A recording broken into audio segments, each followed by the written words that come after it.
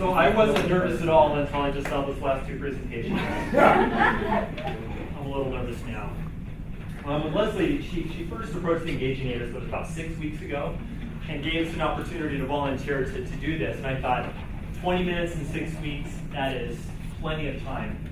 So last night as I was preparing this presentation, thinking back on the 6 weeks I had, I was regretting a little bit. But I did think a lot about it in the past 6 weeks, and I had a lot of confusion. In fact, I brought some of you in and bounced some ideas off of you. And the topic I picked, it's close to my heart, and it means a lot to me. So I'm going to share some personal stories, and obviously it's staying positive in times of stress.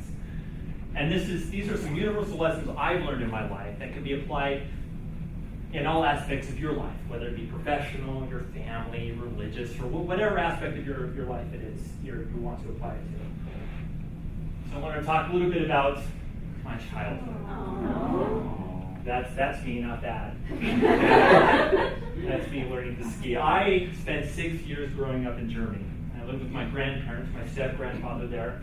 And they were extremely wealthy. They were semi-retired, and I spent 6 years traveling all across Europe. I learned to ski in the Alps.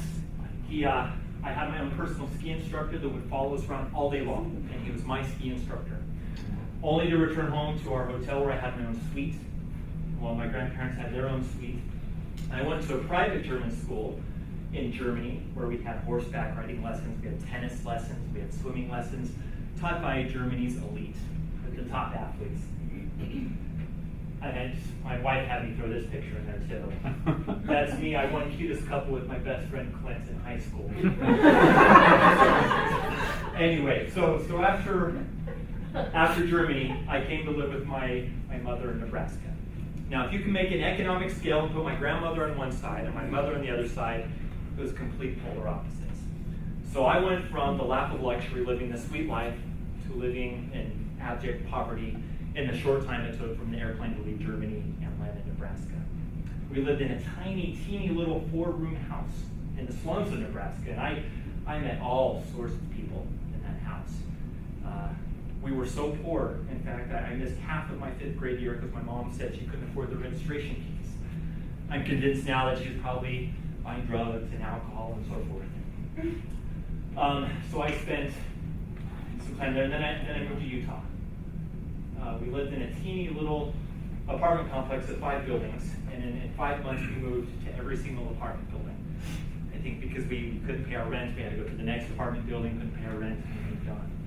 During this time I started to emulate my mom's negative behaviors. I didn't have a positive role model. I started to do some of the things I saw her doing, and ultimately it led to my arrest. And I was thrown into juvenile detention.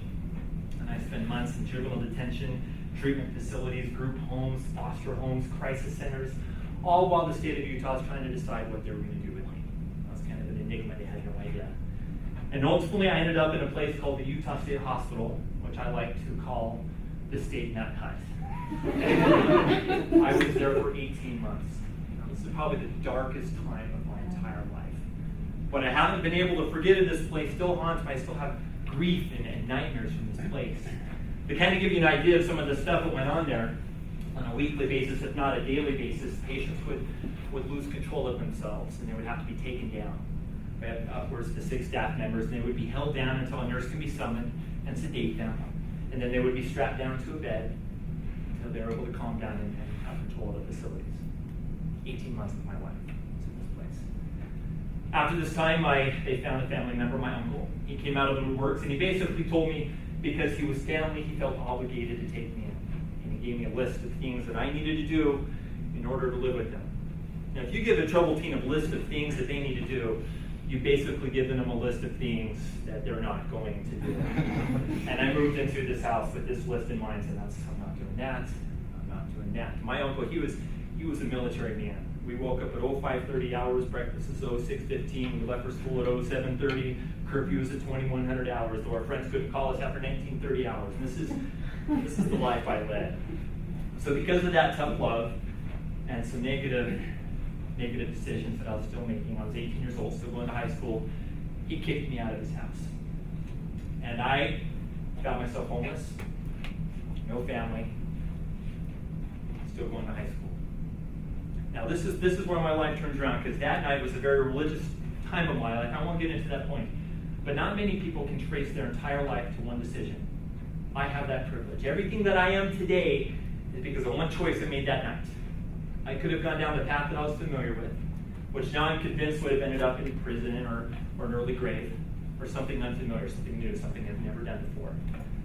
Ultimately, that's the path I went down. I found a family, I was adopted, and I am who I am today. So that gives a little background, a little credence to some of the rules I've learned in my life. I want to share some of these rules with you and what they mean. The first thing that comes to mind is life is what you make of it. What does that mean? You may find yourself in various situations in your life, sometimes in situations that you feel you can't change, but you can always change yourself. There's a popular author by the name of Viktor Frankl, and he said, if you find yourself in a situation you can't change, you can always change yourself. I'm always blown away when I see people, they always react instead of act. They don't block, they don't punch, they block, they don't I got those all backwards. Anyway, they react, they don't punch, they block, they don't run, they punt. They refuse to make the decisions. They're blown by the winds of change. They don't make their own decisions. The next thing, a little bit of advice that well-intentioned people always gave me throughout my whole life, and to this day I still hear this, is they always say, well, cheer up, things could always be worse. I hate that advice. Because what that makes you do is you start thinking, shoot, yeah, things could be worse. This could happen, this person could do this to me, I could lose my job, shoot. And you find you're down in the slumps. So I like to think things could always be better. Make the choice and make it happen. The next lesson I learned in my life is probably the most profound for me, is you need to believe in something bigger than yourself, something universal, something large, something you can dedicate yourself to. A lot of people, this may be God, it may be family, it may even be nature, whatever it is, it needs to be bigger than yourself, something that doesn't change.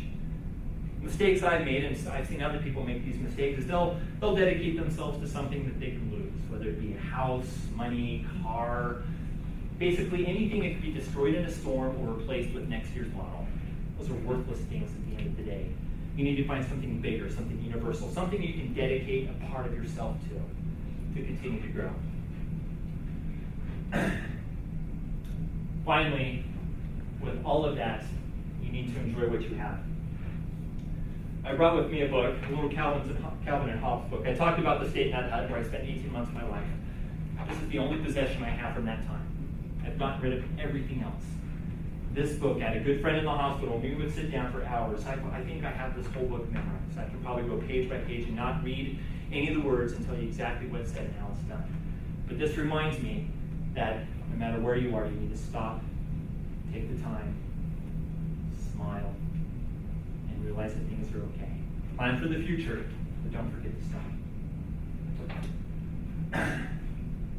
So in summary, the secret of life, summarized. Right? What is going to be your one defining choice? What are you going to do, regardless of what aspect of your life? What is your one choice going to be? What are you going to do to make your life better? What will you make of your life? What will your children and grandchildren remember about you? Are you leaving a legacy? Are you dedicating a part of yourself to something bigger? And finally, don't forget